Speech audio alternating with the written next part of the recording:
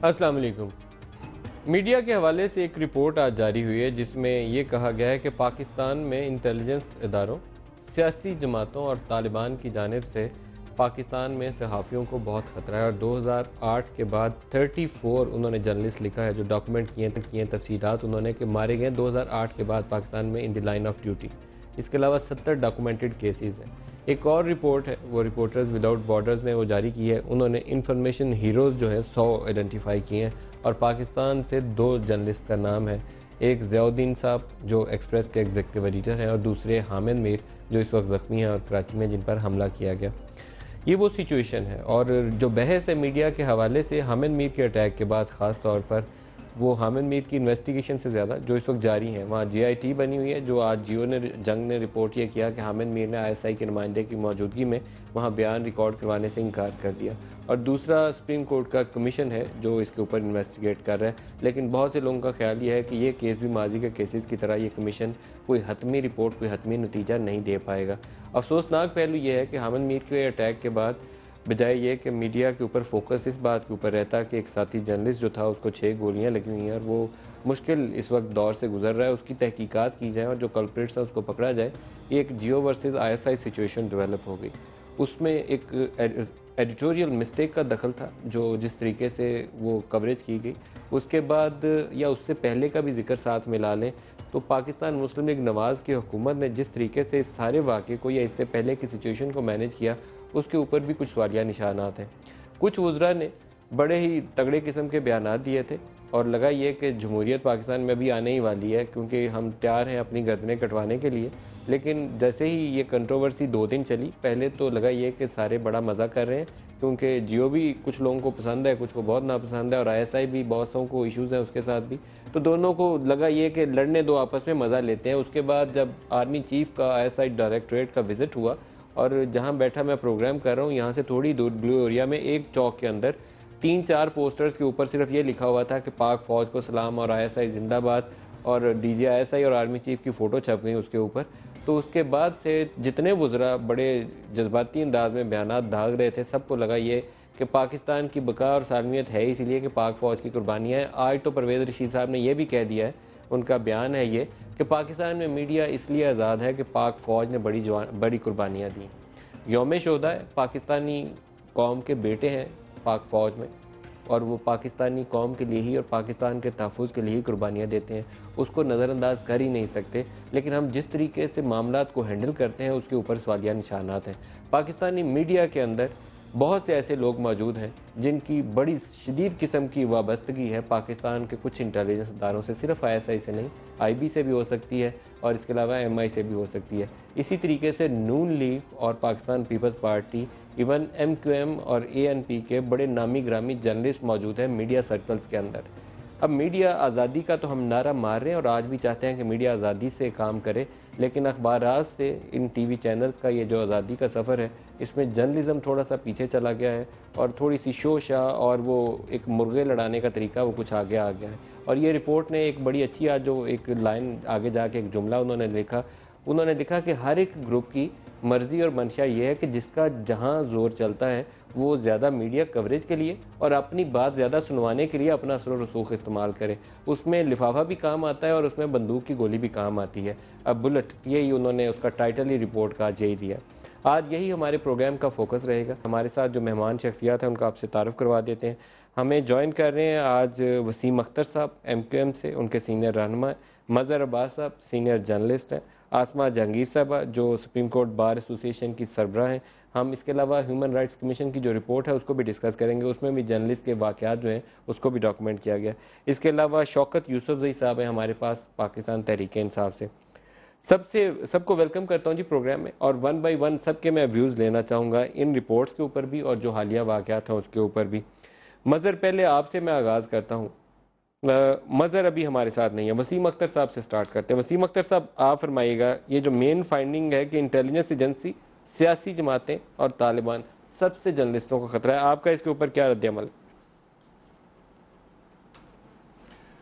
देखिए, बिस्मिल्लाहिर्रहमानिर्रहीम। नदीम भाई, जिस रिपोर्ट का आप जिक्र कर रहे हो उसमें डिफरेंट इश्यूज़ को उजागर किया या एक्सप्लेन किया हुआ है, उनकी वजूहात दी हुई हैं और कौन कौन इससे मुतासर हुए उनका हवाला दिया हुआ है।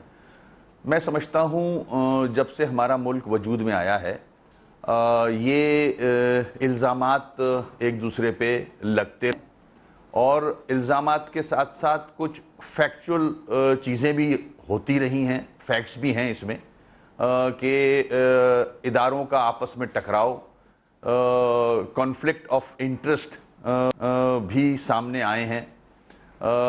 कोई इदारा कुछ चाहता है, कुछ इदारे कुछ चाहते हैं। मीडिया के हवाले से भी मीडिया के भी इंटरेस्ट हैं कि वो किसी एक सियासी या मजहबी जमात के अगर लोग उसमें हैं तो वो उस तरफ टिल्ट होता है, और अगर एजेंसीज हमारी उस रिपोर्ट को अवाम में नहीं लाने देना चाहती तो वो नाराज़गी भी सामने आती है और आई है। तो ये हमारी एक लर्निंग पोजीशन है, हम सीख रहे हैं और आगे बढ़ रहे हैं। माजी में से ज़्यादा गलतियां हुई हैं सारे इदारों से। मैं थोड़ी सी मिसाल भी देता चलूँ, हमीद गुल साहब का रिसेंटली स्टेटमेंट आया है कि हम सबसे गलतियां हुई हैं। उन्होंने एक्सेप्ट भी किया है कि एक बड़े इदारे के सरबराह होते हुए भी उनकी गलतियां हुई हैं। और उसके बाद नदीम भाई आपके सामने जियो की गलती भी सामने आई है कि वो जो ISI के सरबराह की तस्वीर चंद घंटे उन्होंने लगातार लगाई विदाउट एनी एविडेंस, वो भी एक गलती है सहाफ़ी हवाले से अगर मैं देखता हूँ। तो एक प्रोसेस है ये लर्निंग का, हमें सबक सीखना चाहिए। अब जो जिन हालात पे हम खड़े हैं आज, मेरे ख्याल में गवर्नमेंट को चाहिए कि जो जुडिशल कमीशन बनाया है उसको काम करने दे मेरिट पे, और जहां पेम्ब्रा का मामला आता है वो अपना काम करे किसी दबाव के बगैर।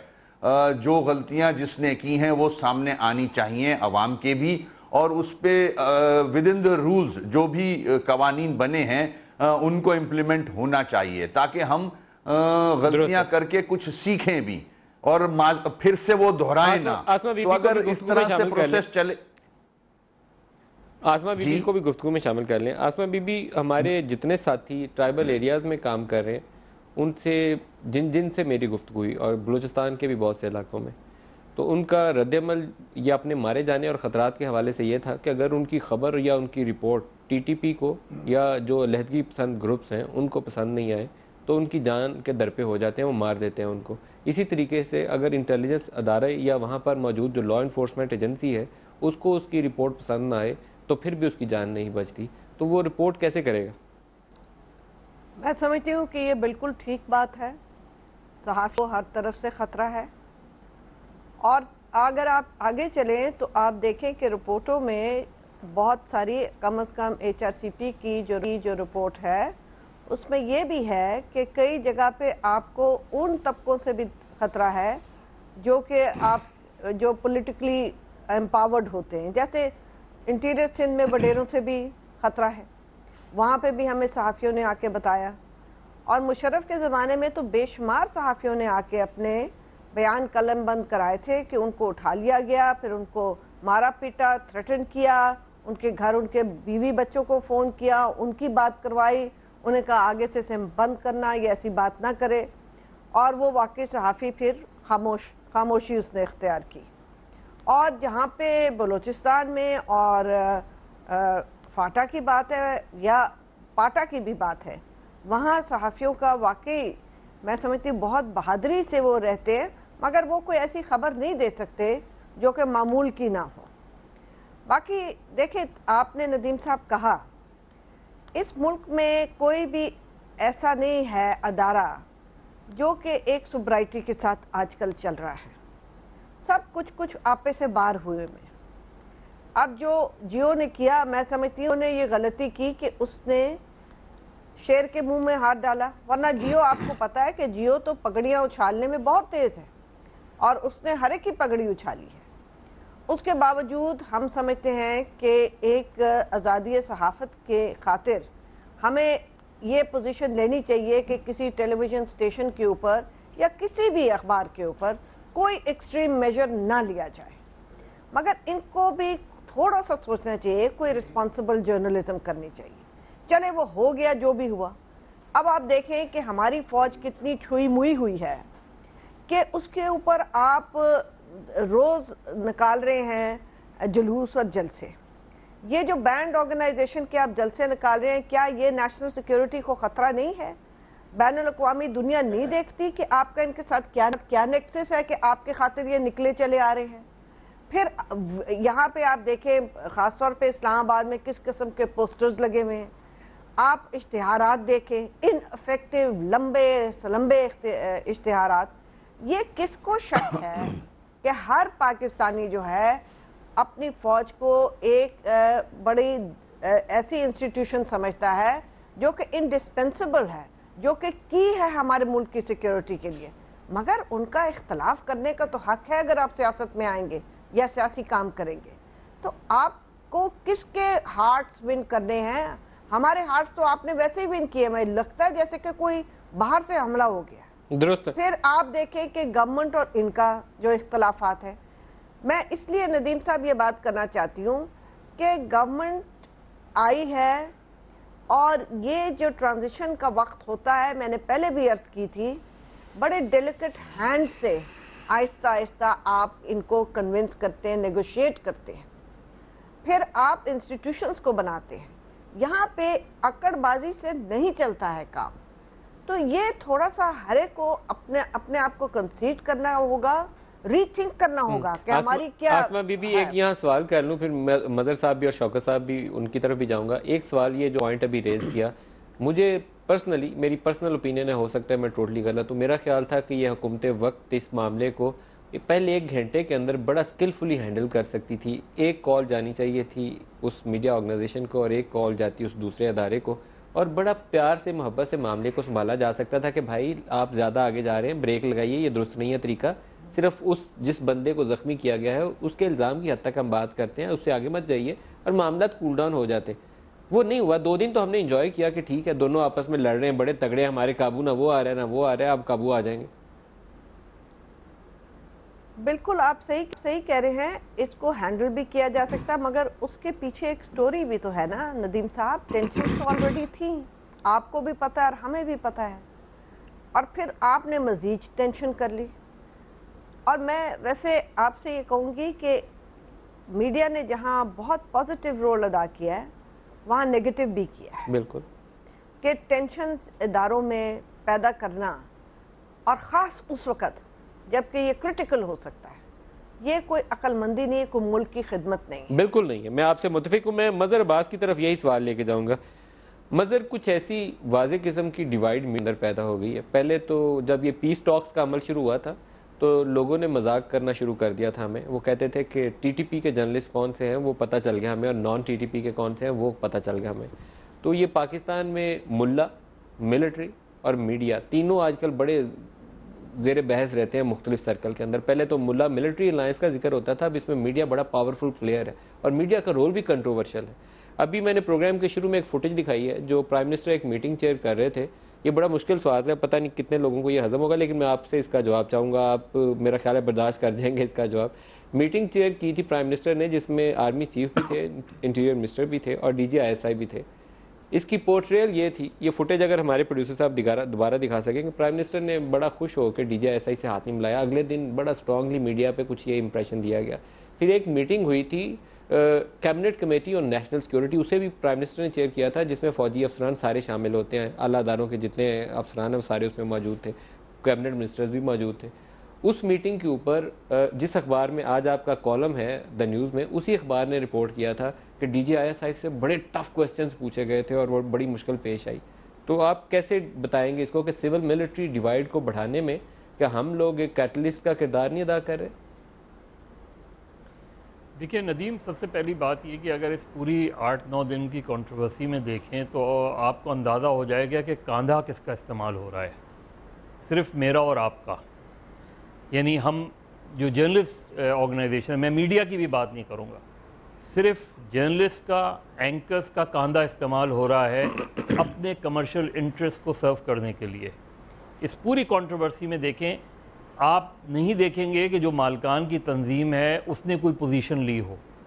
उसने इस चीज़ को डिबेट किया हो, जो ब्रॉडकास्टर्स की तंजीम है उसने इस पर पोजीशन ली हो, उसने इसको डिबेट किया हो। डिबेट कौन कर रहे हैं? मैं और आप से मुराद हम जर्नलिस्ट कर रहे हैं। कोई इसके हक़ में बोल रहा है, कोई इसके ख़िलाफ़ बोल रहा है, कोई बीच की लाइन लिए हुए है, कोई प्रोफेशनल बात कर रहा है, कोई नॉन प्रोफेशनल बात कर रहा है, लेकिन बातें सिर्फ जर्नलिस्ट कर रहे हैं। जिनका मसला है, जिनका इशू है, उन्होंने इसको डिस्कस भी नहीं किया। यानी इस पे सबसे पहला जो इशू बनता था वो तो मालकान का बनता था। मज़र वो डिस्कस कैसे करेंगे? तो आपने शायद देखा नहीं है, इस वक्त एक राइट और लेफ्ट की जैसे वो अलाइनमेंट हुआ करती थी ना, वो अलाइनमेंट हो चुकी है। एक टीम इधर खड़ी है, एक टीम इधर खड़ी है, एक दूसरे को कह रही है तुम एंटी पाकिस्तान हो, दूसरा उसे कह रहे हैं एंटी पाकिस्तान है। मीडिया के ऊपर ये बहस हो रही है। मैं लेकिन अपनी एडिटोरियल लाइन जो जाती मेरी है, मैं ऑन दोहराना चाहूँगा, मगर आप उसे आई होप के सपोर्ट करेंगे कि तालाबंदी किसी भी अखबार के ऊपर, मैगजीन के ऊपर या टीवी चैनल के ऊपर एटलीस्ट एक वर्किंग जर्नलिस्ट, जो जर्नलिस्ट खुद को कहलाता है, वो उसको सपोर्ट नहीं कर सकता। जो कर रहा है वो अपनी जर्नलिज्म का पहले जवाब दे कि वो कौन सा जर्नलिज्म कर रहा है। एडिटोरियल इश्यूज के ऊपर ऑलवेज डिस्कशन के लिए ऑप्शन ओपन रहनी चाहिए। जी मतलब बिल्कुल आप ठीक कह रहे हैं। जाहिर है हम इस चीज़ को कभी भी सपोर्ट नहीं कर सकते, एज ए जर्नलिस्ट कभी सपोर्ट नहीं कर सकते कि किसी इदारे पे आप पाबंदी लगाएं, लेकिन हमें कुछ चीज़ों को खुद देखना चाहिए। अब आपने जिस खबर की बात की, मुझे बताएं, एक मीटिंग अंदर हो रही है, आप ये बात कैसे कह सकते हैं? आपके पास आपके अपनी उसके ऊपर ख़बर पे खड़े रह सकते हैं इस बात पर कहने के कि हाँ अंदर टफ क्वेश्चंस हुए? तो फिर आपसे अगर कोई बुलाए आपको, फ़र्ज़ करें प्रेस काउंसिल आपको बुलाती, और मतलब ये क्लासिफाइड मीटिंग होती है जिसके नॉर्म्स ये हैं कि ना प्राइम मिनिस्टर ना आर्मी के लोग उस मीटिंग के कंटेंट के ऊपर बाहर निकल के बात नहीं करते। ये क्लासिफाइड अंडर ओथ वो डिस्कशन कर रहे होते हैं सेंसिटिव इश्यूज पे। जी, आपको याद होगा कि एक इशू हुआ था जो एक नेशनल इशू बन गया था, और वो था जजेस की डी नोटिफिकेशन की खबर, और उसमें पूरा एक ऐसा क्राइसिस खड़ा हो गया था कि जिसमें सुप्रीम कोर्ट के जजेस ने हुकूमत से कहा कि आप क्लैरिफाई करें। उन्होंने कहा जी हमने इस चीज़ को डिनाई कर दिया, कोई डी नोटिफिकेशन नहीं हो रहा। उसका नतीजा क्या हुआ? स्टॉक मार्केट क्रश कर गई। नतीजा ये हुआ कि जजेस जो है वो रात तक अपने चेम्बर्स में मौजूद रहे, और इन दी एंड पता चला कि कोई ख़बर नहीं थी, और अगर कोई ख़बर थी और कहाँ से आई थी। तो जब उस पर एक कमेटी बनी जिसकी सरबराही हमीद हारून कर रहे थे, और उसमें सारे एंकर्स ने आके अपने बयानात रिकॉर्ड कराए थे, क्योंकि शाम को सबने प्रोग्राम किए थे। तो उस जर्नलिस्ट को जब बुलाया गया और उससे क्वेश्चन किया गया, तो उसने कहा जी मैं सोर्स नहीं बता सकता। तो हमीद हारून साहब उसके सरबराह थे। हमीद हारून साहब ने उनसे कहा कि आपसे सोर्स मैं नहीं पूछ रहा हूँ, मैं ये कह रहा हूँ कि एक फरीक ने डिनाई कर दिया, अब आप अपनी खबर साबित करें। Burden of truth lies on you. आप बताएं कि इस खबर वो तो डिनाई कर रहा है, अब आप बताएं कि आप इस खबर को कैसे डिफेंड करेंगे। यही सिचुएशन आज की है। हमें ये सोचना चाहिए। देखिए, जब ये पहला वो इंसिडेंट हुआ था, उसके बाद जब बीपर लेने के बाद, अव्वल तो लाइव बीपर नहीं लेना चाहिए ऐसी सिचुएशन में किसी भी फैमिली का जो एक ट्रॉमा से गुजर रही हो, क्योंकि उस पर आप जब लाइव बीपर लेंगे तो वो कुछ भी कह सकता है। फरीक, वो आदमी कोई भी हो, वो कुछ भी कह सकता है। आप लाइव बीपर अफोर्ड नहीं कर सकते। एक मतलब ब्रेक करीब आ गई है, मुझे ब्रेक की तरफ जाना है। ब्रेक के बाद मैं शौकत यूसुफजई साहब से पूछूंगा, लेकिन मैं एक चीज़ थोड़ा सा मैं आपसे इख्तलाफ करते हुए कि हामिद मीर के ऊपर अटैक हुआ था, उसको शक करने का हक हासिल था, लेकिन अदारे के ऊपर कवरेज करते हुए जो एडिटोरियल नॉर्म्स होते हैं वो मैंने भी और आपने भी सीखे हुए हैं। 25-30 साल हमने यही चीज़ें सीखी हैं कि कवरेज कैसे करनी है। वो कवरेज करते हुए वो नॉर्म्स कहीं गुम गए थे। शक करना उस जिसके ऊपर अटैक हुआ था उसका हक हासिल था कि मुझे इसने मारा है, मुझे तो डाउट करने का हक हासिल है। ब्रेक ले लूँ, मैं शौकत यूसुफजई साहब खुद जर्नलिस्ट है, इनसे भी पूछते हैं कि ये क्या कहते हैं इसके ऊपर। हमारे साथ रहिएगा।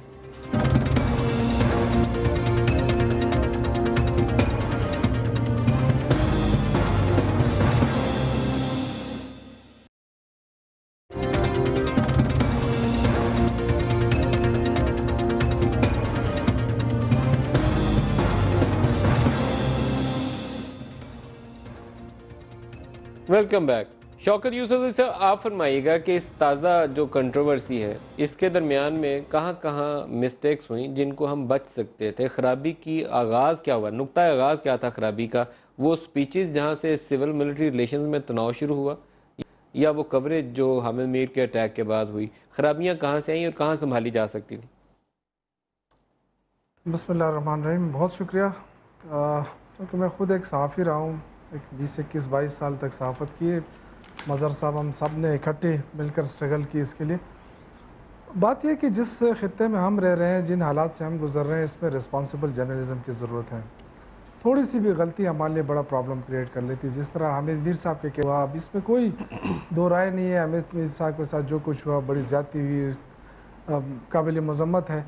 लेकिन उसके साथ जिस तरह कवरेज शुरू हुई, एक चैनल ने जिस तरीके से उसकी कवरेज की, जियो ने, और जिस तरीके से उसको पोर्ट्रे किया, उससे जो शर्मिंदगी उठानी पड़ी हमारे इदारों को, कि उसके जो हमारे दुश्मन ममालिक ने जिस तरह उसको फ्लैश करके उन्होंने ख़बरें चलाई कि वो जो हम कह रहे थे वो तो बिल्कुल सही था, इस तरह तो एक बदनामी का बायस बना मुल्क के लिए। मेरे ख्याल से जर्नलिज़म हो, आज़ादी इज़हार हो, लेकिन रिस्पॉन्सिबिलिटी ज़रूर लेनी चाहिए, रिस्पॉन्सिबल होना चाहिए इदारों को भी। ये हमारी अजीब सी सूरत हाल है कि जब आप देखें कि जिस खत्ते में हम रह रहे हैं, या तो पहले भी आपने इसका जिक्र किया कि बहुत मुश्किल हो जाता है कि आप आप जब खबर बनाते हैं तो इस तरह नहीं बन सकती है जिस तरह आप लाहौर में बैठ के खबर बनाते हैं। ये इस एपिसोड का पाकिस्तान को नुकसान बहुत हुआ, लेकिन मैं ये सोचता हूँ कि जब जनरल परवेज़ मुशर्रफ ने टेक ओवर किया था और नवाज शरीफ को ये कहा था कि ये प्लेन हाईजैकिंग में मुलव्वस है और पर्चा चला दिया था, उस वक्त हमें कहीं ये ख्याल आया कि हमारी जो एग्जीक्यूटिव है, जो पॉलिटिशियन है, उसको हम कितना डिफेम कर रहे हैं। हमारा एनिमी कंट्री जो है वो क्या कहेगा कि एक पाकिस्तानी प्राइम मिनिस्टर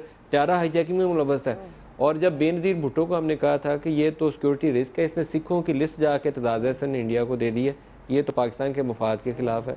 या वो जो लाहौर प्रोसेस शुरू हुआ था, बस पे वाजपेयी आ गए थे तो मुशर्रफ को लगा था इस रूट मारना तो पाकिस्तान तोड़ने के मुताबिक होगा। आगरा में हाथ मिलाते हुए नहीं हुआ, इस्लामाबाद समिट में भी नहीं हुआ, उस वक्त लगा कि नहीं बड़ी ख़राबी हो गई थी। तो हमारे स्टैंडर्ड्स कुछ मुख्तलिफ नौइयत के हैं हमारे अंदर।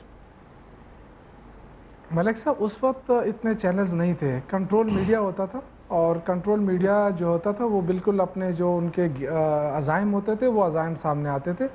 अब तो चैनल्स, बेशुमार चैनल्स आ गए हैं। मेरे ख्याल से अब थोड़ा सा चीज़ें चेंज होने लगी हैं और मीडिया आज़ाद होने लगा है। तो अब आज़ादी का मतलब ये देखें, मैं ये अर्ज़ कर रहा हूँ कि जिस तरह नवाज शरीफ साहब के पिछली हुकूमत में जंग के साथ जो मसला आया, तो उसमें मालिकान फिर वहाँ पे खामोश रह गए। वही जर्नलिस्ट थे, हम थे, मैं यहाँ पे प्रेसिडेंट था खैबर यूनियन जर्नलिस्ट का, उस वक्त मज़हर अब्बास साहब थे, हम सारे सड़कों पे आ गए, निकले, उनके लिए आवाज़ें उठाई कि जी जब ज़्यादती हो रही है।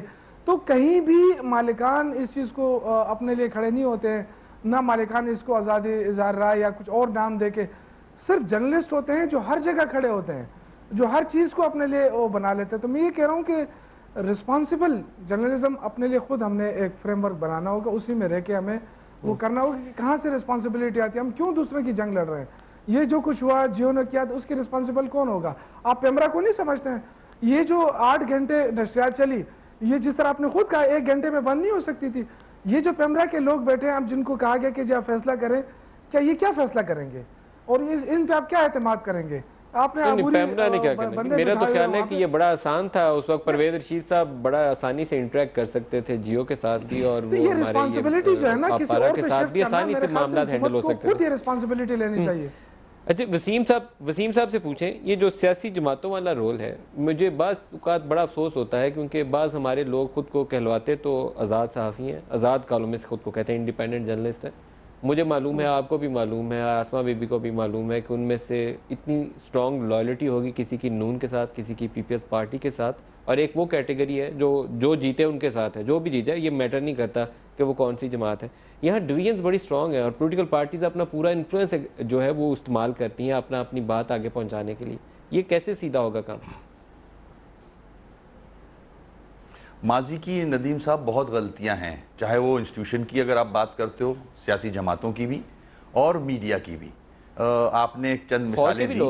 मैंने सिर्फ 2 जमातों का नाम दिया, फौज के भी उतने ही लोग हैं जो उनका इस वक्त देखें वो ढोल पीट रहे होंगे बाकायदा कि ये तो पाकिस्तान के मुफाद में बोल दिया इन्होंने। बिल्कुल ऐसा है। मैं एक और मिसाल देता चलूं मीडिया का भी। अगर मैं ऑपरेशन पे ले जाऊं 92 के आपको, तो कराची के हालात ऐसे दिखाए गए थे जैसे खुदा ना खास्ता MQM जो है वो पता नहीं क्या करने जा रही है। टॉर्चर सेल्स जाली बना के आवाम को दिखाए गए थे, और फिर जिनापुर का एक ड्रामा रचा के उसमें बहुत सारे लोग शामिल थे, सियासी जमातें भी थी और इंस्टीट्यूशन भी शामिल था। ये भी जरा ऑन एयर बता दीजिएगा, वो ब्रीफ किसने किया था वो नक्शों के बारे में? जी ये थे ISI के कोई मेरे ख्याल में ब्रिगेडियर थे, और उसके बाद मैं ये देखूं कि आपने पंजाब के सारे सहाफियों को बुला के ब्रीफ किया फिर पंजाब में जाके कि MQM क्या खेल खेल रही है खुदा ना खास्ता कराची या सिंध में, और सारे हमारे सहाफी जो हैं उसको वो इस तरह उछाल उछाल के बढ़ा चढ़ा के लिख रहे थे। तो ये रहा है, ये गलतियां थी माजी में, ये गलतियां हुई हैं और एक्सेप्ट भी की गई। ये अच्छी बात है कि हमारे इंस्टीट्यूशन ने भी कहा कि हमारी गलती थी कि हमने वो हकीकी बनाई और फिर जिनापुर का एक मसला रचाया और बदनाम किया किसी सियासी जमात को। तो इससे देखें नदीम भाई, मैं एक बात करना चाहूंगा जो मेरे जहन में आ रही है काफी देर से, ये जो सिचुएशन आज बनी हुई है बर्दाश्त मौजूद है। सियासी जमातें क्या जो अपोजिशन है, हर किस्म का एलिमेंट, सियासी जमातें अपोजिशन बर्दाश्त कर लेती हैं? हर किस्म का एलिमेंट होता है नदीम साहब। सियासी जमातों से भी गलतियां हुई हैं, ऐसी बात नहीं है कि उनसे नहीं हुई, मगर ये जैसा कि मैंने अपनी बात में कहा, ये सीखने का प्रोसेस है। हम गलतियां कर रहे हैं और सीखना चाहिए, दोहराना नहीं चाहिए। अगर मेरी जमात से या मुझसे गलती हुई है तो हमें उससे सीखना चाहिए। मैं यहाँ की सिचुएशन जो आज बनी हुई है ये मैं गवर्नमेंट हुकूमत वक्त पे डालता हूँ। मैं समझता हूँ उन्होंने बहुत गैर जिम्मेदारी का सबूत दिया। अगर जो वुज़रा के स्टेटमेंट्स थे उनको अगर देखते और उसके बाद जो हामिद मीर साहब के साथ हादसा पेश आया, इसको काम डाउन करने के लिए प्राइम मिनिस्टर साहब को सामने आना चाहिए था। एंकर्स को भी लेके बैठ सकते थे वो प्राइम मिनिस्टर हाउस में, वो मालकान को भी मीडिया हाउसेस के लेके बैठ सकते थे कि इस वक्त हालात मुल्क के अंदरूनी और बैरूनी बहुत खराब हैं, आप लोग अपना किरदार अदा करें। अगर ये किया जाता तो मैं समझता हूं ये जो आज हाल है, आज जो सिचुएशन है, ऐसी नहीं होती। हमारे सहाफी भाइयों को लेके बैठ जाते, एंकर्स को लेके बैठ जाते। मजर से पूछते अपना मजर बात से पूछते हैं। मजर, अभी आपने भी ये इशू रेज किया कि मैं और आप तो ये बात डिस्कस कर रहे हैं, जो जर्नलिस्ट हैं मालिकान ने बात नहीं की। एक जो इशू मुझे टीवी चैनल्स के अंदर आया, आज आपके आर्टिकल में भी उसकी एक जगह पे आपने लिखा है कि फ्रॉम नोवेयर वो एंट्री हुई थी। वो बाज़ लोग एक टर्म यूज़ करते हैं कि पैराशूट लैंडिंग हुई थी जनरल परवेज़ मुशर्रफ के दौर में, जब चैनल्स आए। चैनल्स बहरहाल बहुत बड़ी मार्केट थी, लोग चाहिए थे, लोग आने थे, पढ़े लिखे लोग आए उसमें, हमसे ज़्यादा, मेरे और आपसे ज़्यादा क्वालिफाइड लोग उसमें आए, लेकिन शायद उन्हें जर्नलिज्म की नॉर्म से वाकफियत नहीं थी। तो वहाँ पे ड्राइविंग सीट पे बैठे हुए जो लोग थे, जो सीनियर मैनेजर्स थे न्यूज़ रूम के अंदर, मुझे लगता है कि वहाँ पे भी जर्नलिज्म ख़त्म हो गई। वहाँ सिर्फ वो रहा जो मुर्गा लड़ाने वाला या मसाला बेचने वाला काम, वो तो बाकी रह गया। चाहे उस प्रोग्राम के बाद किसी का कत्ल हो जाए, चाहे उस प्रोग्राम के बाद किसी को कुफर का फतवा लग जाए, लेकिन ये चीज़ मसाला था, बिकता रहा। देखिए नदीम, जो आपने शुरू में भी बात की थी ना, ये बिल्कुल हामिद मीर का ये राइट बनता था, उसकी फैमिली का ये राइट बनता था कि वो जिस पे शक करना चाहें शक, उनके राइट को मैंने डिनाई नहीं कर रहा।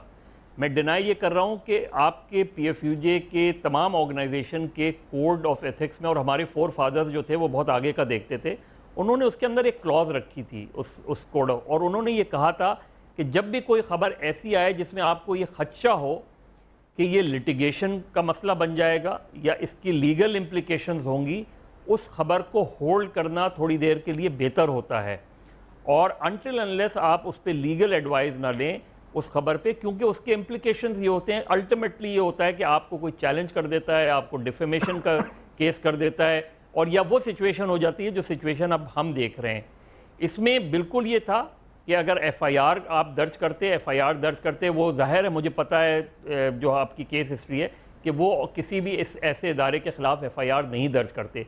फिर आपकी मगर क्या टीवी चैनल्स के न्यूज़ रूम जो है वो जर्नलिस्ट रन करते हैं, या वहाँ पर एक गैर सहाफ़ती किस्म का माहौल जो है वो पैदा हो चुका है? देखिए, उसमें प्रॉब्लम्स ये हो रही है कुछ जगह जहाँ मुझे भी तजुर्बा हुआ, वो ये कि फ़र्ज़ करें जहाँ अगर जो शिफ्ट इंचार्ज है या कंट्रोलर न्यूज़ है या जो पैनल प्रोड्यूसर है उसको फ़ौरन कहा गया आप बीपर ले लें, अब पैनल प्रोड्यूसर्स की अगर उतनी एक्सपर्टीज़ नहीं है तो वो ये रियलाइज़ नहीं कर रहा, और क्योंकि आमतौर पे हमारे यहाँ सब जगह डिले सिस्टम भी नहीं है, एक ही चीज़ थी उसके अंदर पूछने की। जैसे ही आप, अव्वल तो मैंने पहले ही कहा ये मेरी पोजीशन है कि लाइव बीपर नहीं होना चाहिए था, बीपर रिकॉर्ड करते आप आमिर मीर का, आमिर मीर ने जो बातें की थी उसको रिकॉर्ड करते आप। चूँकि इतना बड़ा नाम लिया गया था तो आप फौरी तौर पर आपको चाहिए था कि आप टॉप मैनेजमेंट से पूछते कि जी आमिर मीर ये कह रहा है, क्या हम इस चीज़ को जाने दें, और अपना ओपिनियन भी देते कि मेरे नज़दीक मैं ये समझता हूँ कि ये नाम नहीं जाना चाहिए, इससे न सिर्फ केस में प्रॉब्लम होगी बल्कि आपको भी प्रॉब्लम होगी। ये आप अपना एक एडिटोरियल व्यू दे देते, मैनेजमेंट कहती नहीं कम वॉट में आप जाने दें, फिर आप नहीं रोक सकते। फिर आप जाने देते, लेकिन आप एडिटोरियली एक पोजीशन पर आते कि हाँ एज एन डायरेक्टर न्यूज या एज ए कंट्रोलर न्यूज मैंने अपनी रिस्पॉन्सिबिलिटी अवेल की। आसमा बीबी से मैंने अपनी जिम्मेदारी, जब खबर चल गई जी खबर तो चल गई, उसके बाद भी डैमेज कंट्रोल हो सकता था, लेकिन ये तो नहीं हुआ कि खबर चल गई थी, वो जो सीनियर न्यूज़ पर्सन वहाँ इंचार्ज था उसने पूछा नहीं मैनेजमेंट से और खबर चल गई, उसके बाद चलता रहा ना काम। तो सिविल मिलिट्री रिलेशंस की हिस्ट्री भी है और रिसेंट जो फ्यू डेज थे या फ्यू वीक्स थे उसमें एक हीट मौजूद थी, उसको काम डाउन करने की कोशिश क्यों नहीं की गई? ये मुझे नहीं बात समझ आई कि नून लीग की हुकूमत है, हुकूमत वक्त को कभी भी आप बैल मुझे मार नहीं कहना चाहिए, उसको ठंडा करना चाहिए, आग पे पानी डालना चाहिए, क्यों नहीं कोशिश हुई है? नदीम साहब, मैं थोड़ा सा मज़हर साहब से थोड़ा सा इख्तलाफ करूँगी। मैं समझती हूँ एक पाकिस्तानी होने के नाते मेरा ये हक बनता है, हामिद मीर एक एंकर थे, हम सब लोग उनको देखते थे, कि अगर उनकी फैमिली ने किसी पे इल्ज़ाम लगाया तो मुझे पता चले कि किस पे लगाया। ये मेरा हक है और मीडिया इंफॉर्मेशन के लिए होता है। मगर आपने जब मीडिया को न्यूज़ बना दिया, इंफॉर्मेशन को, उसके ऊपर तबसरे शुरू हो गए और एक यूं मेरे जैसे बंदे को भी लगा कि पीछे तस्वीर यूं लगाई हुई है जैसे कोई इश्तिहारी मुलजिम है, और फिर इस तरह एक स्मेयर कैंपेन दबादब ठकाठक शुरू हुई। तो मैंने कहा ये फिर जियो का एक और तमाशा। जियो इसी तरह करता है, ये कोई पहली बार नहीं किया। आपने एग्जांपल्स दिए, मैं आपको कई एग्जांपल्स दे सकती हूँ इस तरीके के। तो यहाँ इस वक्त मेरा ख्याल है कि किसी को किसी रिस्पॉन्सिबल अथॉरिटीज़ या गवर्नमेंट के बंदे को इनको फ़ोन करना चाहिए था कि देखो ये नहीं चलेगा, you are asking for trouble. और मैं समझती हूँ उसके बरक्स जो जनरल बाजवा का स्टेटमेंट आया वो नहायत सुलझा हुआ स्टेटमेंट था। आपने देखा था, उन्होंने कहा हाँ ठीक है, हामिद मीर ने लगाया के भाई ने लगाया, वो जज्बाती थे, फैमिली है, मगर ही गेव अ थिंग कि भाई बाकी तो बाज रहो, मगर वहाँ से बाज नहीं आए लोग। तो मैं ये समझती हूँ कि ये थोड़ा सा इसके ऊपर ये आप लोग फ़र्क देखें कि जब सेंसेशनलाइज करते हैं आप तो अगले को पता चलता है कि आप सेंसेशनलाइज, आप जानबूझ के जब मस्ती करेंगे तो रिफ्लेक्ट होगी। एक ब्रेक करीब आ गई आसमा बीबी, लेकिन आज मैं यहाँ ऑन एयर कहने से मैं कहना चाहूँगा ये बात, क्योंकि आसमा बीबी को मैं बाद प्रोग्राम में लेता हूँ तो कुछ इस तरह के SMS आते हैं या ट्वीट के ऊपर लोग ऐसी चीज़ करते हैं कि आसमा बीबी की एक वो इंडिया के साथ कहीं गई थी, उनकी किसी विजिट की फ़ोटो है, वो मुझे वो भेज देते हैं साथ की आसमा वो वाली है। लेकिन वही आसमा बीबी आज जनरल बाजवा की स्टेटमेंट को अप्रिशिएट कर रही हैं, जियो की कवरेज को क्रिटिसाइज़ कर रही हैं। आई होप कि नेक्स्ट टाइम जब मुझे आप मैसेज भेजें तो इस कोर्ट का भी हवाला दीजिएगा। मैं ब्रेक ले लूँ, ब्रेक के बाद मैं यूसुफ ज़ई साहब के पास जाऊँगा, हमारे साथ रहिएगा।